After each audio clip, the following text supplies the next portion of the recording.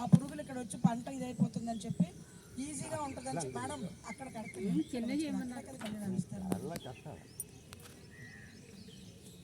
So అవి అన్నీ వాళ్ళు చేయలేక పక్క రైతులు పురుగు ఆశిస్తుందని ఈజీగా ఉంది, క్రాప్ ఎక్కువ వస్తుందని నేను అనుకున్నాను. కానీ మనం అందరూ స్పిరిచువల్ పర్సన్గా ఈ భూమాతని సంరక్షించే బాధ్యత ఎవరిది? మనది. తెలియని వాళ్ళు, ఆ విలువ తెలియని వాళ్ళు ఎలాగో అదే పని చేస్తున్నారు. సో మనము ఒక స్పిరిచువల్ పర్సన్గా ఈ భూమాతని ప్రకృతిని పరిరక్షించుకోవాల్సింది మనమే.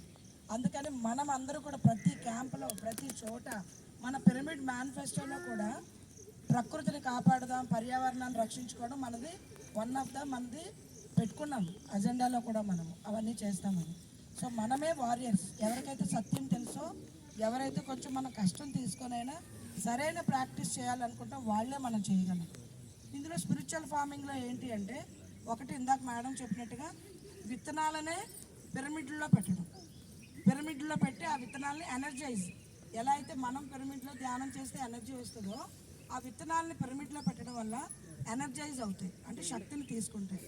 ఒక 3 రోజులు వారం రోజుల పిరమిడ్లో ఆ విత్తనాలు పెట్టి అప్పుడు మనం పొలం రెడీ చేసుకొని ఆ విత్తనాలను మనం నాటుకోవాలి. ఏదైనా ఆకుకూరలే కాదు, మనం ఏదైతే అవన్నీ కూడా.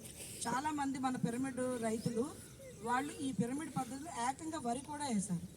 పిఎంసీ ఎంతమంది చూస్తారు? ఆల్మోస్ట్ అందరూ కదా.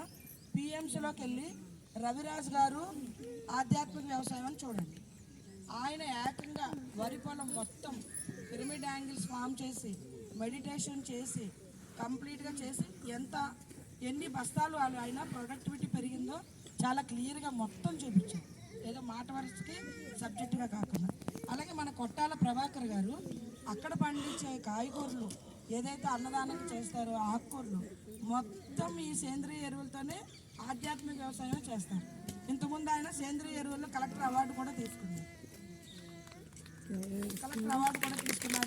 ఇప్పుడు యాడ్ చేయడానికి మన స్పిరిచువాలిటీని కూడా యాడ్ చేసి స్పిరిచువల్ ఫార్మింగ్ చేస్తున్నారు.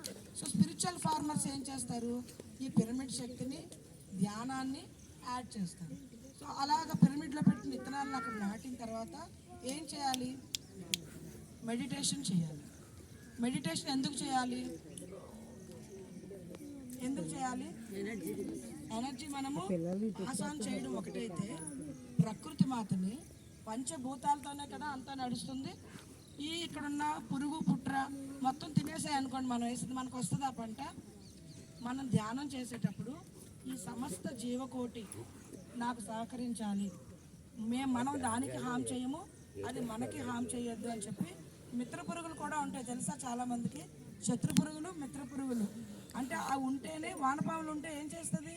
నైట్రోజన్ ఎక్కువ రిలీజ్ చేస్తుంది, పంటకు కావాల్సిన సహజంగా అది ఇస్తుంది అనమాట. మన కెమికల్, ఆర్టిఫిషియల్ కెమికల్ వేయకుండానే. సో ఆ మిత్ర పురుగులు కూడా చాలా అవసరం. సో మనం కోరుకోవాలన్నమాట ఇక్కడ ఉన్న సమస్త జీవకోటి ఈ పంటకు సహకరించి చక్కటి వ్యవసాయం ఇక్కడ రావాలి అని. అండ్ ఇంకొకటి ఏంటి అంటే, ఈ పంట చక్కగా పండి మంచిగా వచ్చిన దాన్ని ఇది తిన్న వాళ్ళందరూ శాకాహారులు అవ్వాలి అని కోరుకోవాలి. మేము ట్రైబల్ ఏరియాలో 30 వర్క్ చేయమని